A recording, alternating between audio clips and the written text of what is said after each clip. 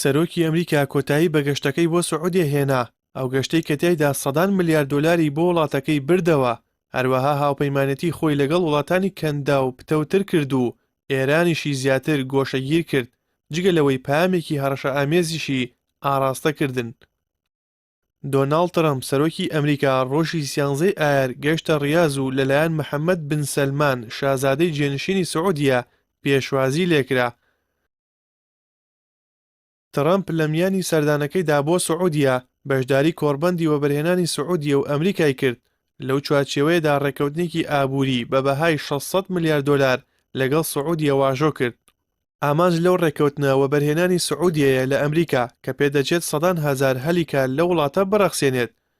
هەر لەو چوارچێوەیەدا سەرۆکی ئەمریکا و شازادەی سعودیە ڕێکەوتنێکی چەکیان بە بەهای 142 ملیار دۆلار واژۆ کرد. بەپێ ڕاگەیەنراوێکی کۆشکی سپی، ئەمە گەورەترین ڕێکەوتنە لە مێژووی پەیوەندیەکانی هەردوو وڵاتدا. هاوکات ترەمپ بڕیارێکی تا ڕادەیەک چاوەڕوان نەکراوی دەرکرد کە ئەویش هەڵگرتنی تەواوی سزاکانی سەر سووریا و ئاساییکردنەوەی پەیوەندیەکانی واشنتۆن و دیمەشق بوو.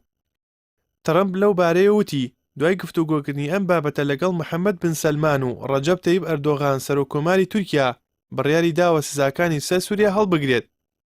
بەوتەی سەرۆکی ئەمریکا لابردنی سزاکانی سەر سووریا هەنگاوی یەکەمی ئاساییکردنەوەی پەیوەندیەکانی واشنتۆن و دیمەشقە.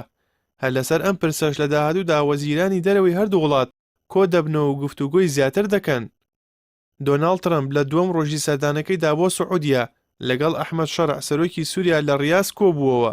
لە کۆبوونەوەکەدا شازادەی جێنشینی سعودیە و ئەردۆغانیش بە ئۆنلاین بەشدار بوون.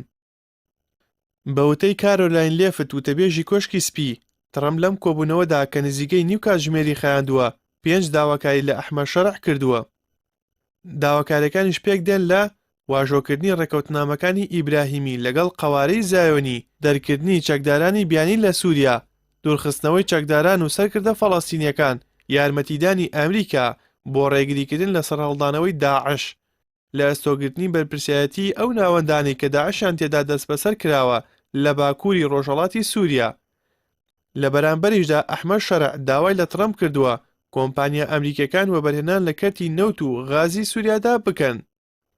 هەر لە درێژەی سەردانەکەیدا ترەمپ بەشداری لە لووتکەی ئەنجومەنی هاریکاری کەندا و ئەمریکای لە ڕیاض کرد و وتارێکی پێشکەش کرد.